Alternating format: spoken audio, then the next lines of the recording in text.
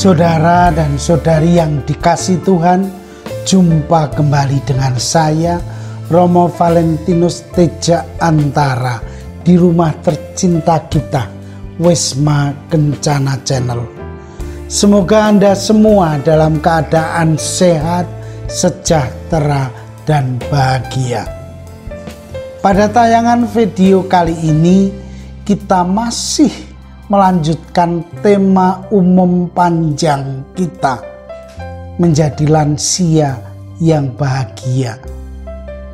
Dan kita memetik video spiritualitas ini satu persatu.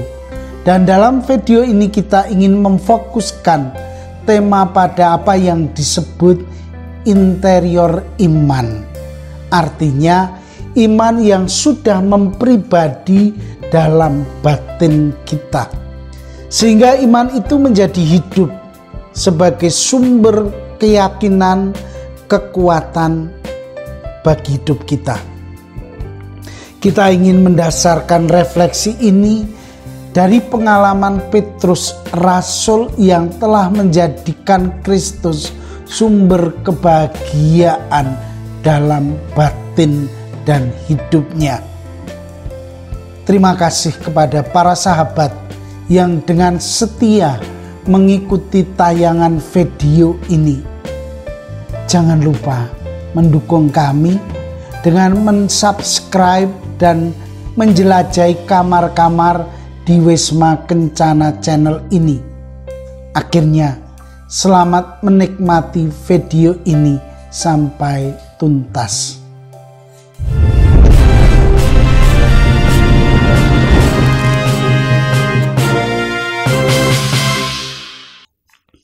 Saudara dan saudari yang dikasihi Tuhan, berbicara mengenai siapa lansia, kita sering berhadapan dengan apa yang disebut sebagai mitos lansia.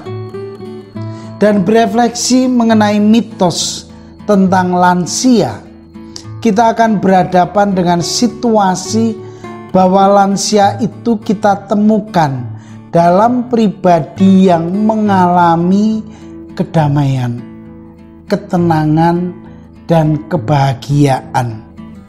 Mereka itu sudah lanjut usia faktanya, dan mereka sudah merasa santai, tidak ada beban yang menjadi tanggung jawabnya dalam hidup, menikmati hasil jerih payahnya.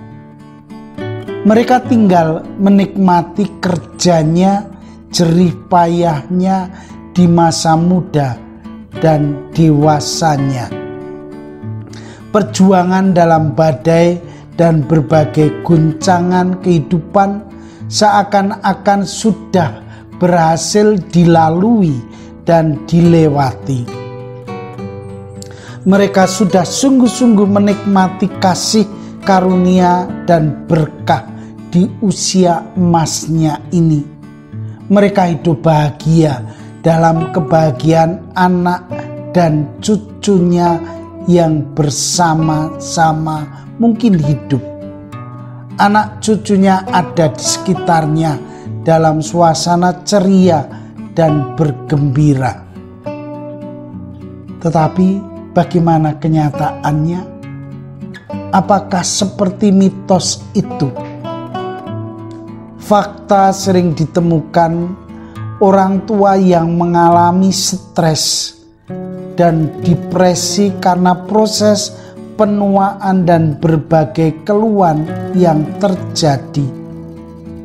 Mereka yang karena kemiskinan mengalami penderitaan, penyakit, mengalami penderitaan yang berat karena kasus-kasus hidup, mengalami depresi, kekhawatiran, paranoid, dan masalah psikotik. Lansia mengalami kemunduran dalam segala aspek kehidupan. Hal ini yang membuat mereka dinilai konservatif, menjadi tidak kreatif, dan menolak inovasi. Maka Arah hidupnya berorientasi pada masa silam, merindukan masa lalu, kembali masa kanak-kanak. Hidup mereka menjadi susah berubah, keras kepala dan cerewet, bawel dan rewel. Lansia sebagai orang yang beriman seharusnya akan tampak bahagia, tidak murung, takut atau sedih karena ia dijanjikan dengan surga, kebahagiaan abadi yang dirindukan. Inilah antara mitos dan fakta yang dialami oleh lansia pada usia senjanya. Siapa yang salah dan mengapa hal ini terjadi? Inilah perlunya refleksi spiritualitas yang membantu lansia menyadari kehidupan di masa emas ini. Kita renungkan sabda Tuhan sebagai bahan refleksi menimba kekuatan batin dalam hidup lansia.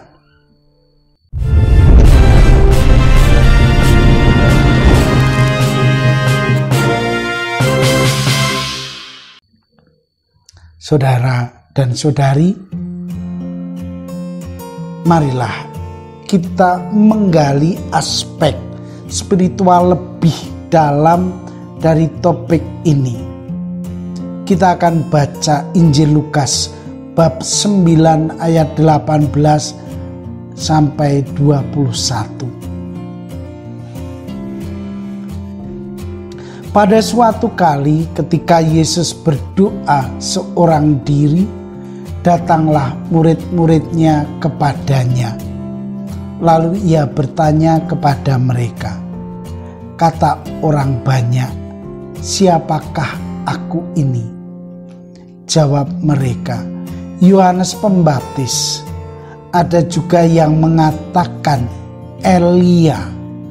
Ada pula yang mengatakan bahwa seorang dari nabi-nabi dahulu telah bangkit.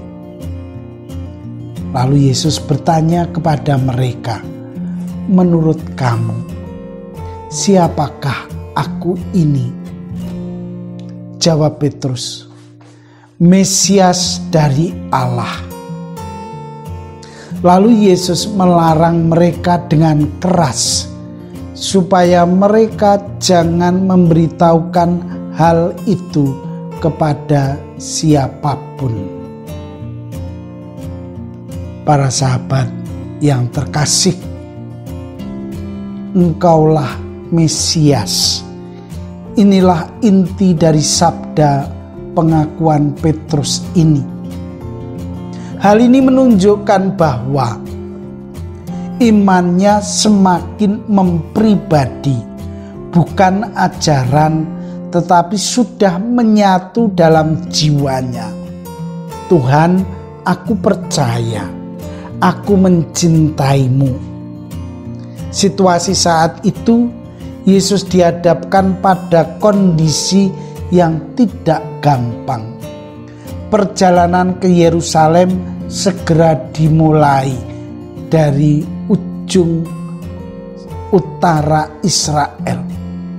Telah 3 tahun mereka mengikuti dia, tetapi pemahaman tentang Yesus belum begitu meyakinkan.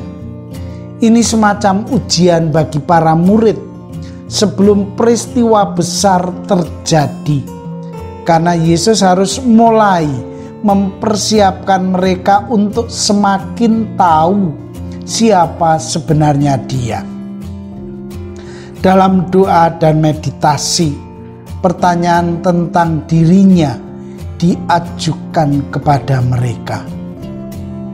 Bukan rumor, bukan kata orang, tetapi bersumber pada pengalaman pribadi para rasul bersama Yesus. Siapa aku menurut pendapatmu?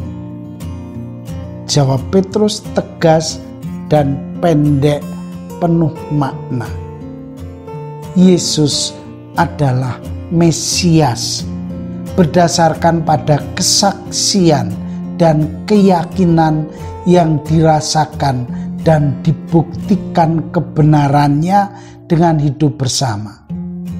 Dan inilah pengakuan iman bahwa Yesus adalah Kristus yang diurapi juru selamatku. Keyakinan ini yang membuat Petrus menjadi pemimpin para rasul, berani berkorban dan bertahan dalam penganiayaan, berani menyerahkan diri sepenuhnya kepada Kristus. Itu semua berkat imannya yang sudah mempribadi.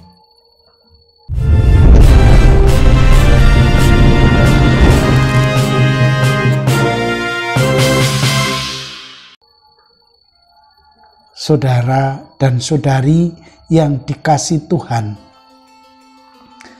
bagaimana peranan iman dalam lansia?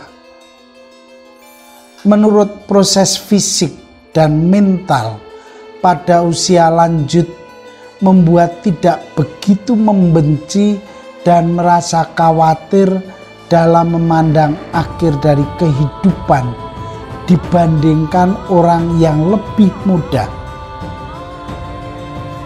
Iman mereka pada umumnya lebih mantap dan stabil.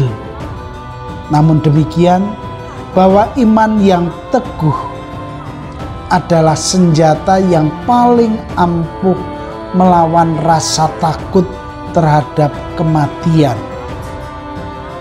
Usia lanjut memang merupakan masa di mana kesadaran religius dibangkitkan dan diperkuat. Agama dipandang sebagai faktor penting yang mencerminkan kesejahteraan atau kesehatan emosional. Agama atau kepercayaan makin terintegrasi dalam kehidupannya, dan lanjut usia makin dewasa dan mantap dalam kehidupan keagamaannya. Nampak dalam berpikir, bertindak, dan dalam hidup harian, di dalam tingkah laku sehari-hari. Inilah interioritas iman dari lansia, belajar dari pengakuan Santo Petrus. Selayaknya bahwa lansia itu sudah harus mantap imannya. Hidupnya sudah seharusnya dekat dengan Allah, sudah berbau tanah. Apakah demikian adanya? Marilah kita menimba dari pengalaman para lansia yang ada di sekitar kita. Lihatlah, amatilah mereka atau kita sendiri. Akhirnya sampai di sini pembicaraan kita. Sampai jumpa dalam tayangan video berikutnya. Selalu sehat dan salam damai untuk semua lansia. Terima kasih dan terimalah pula salam saya. Vivat Cor Jesu per Cor Mariae.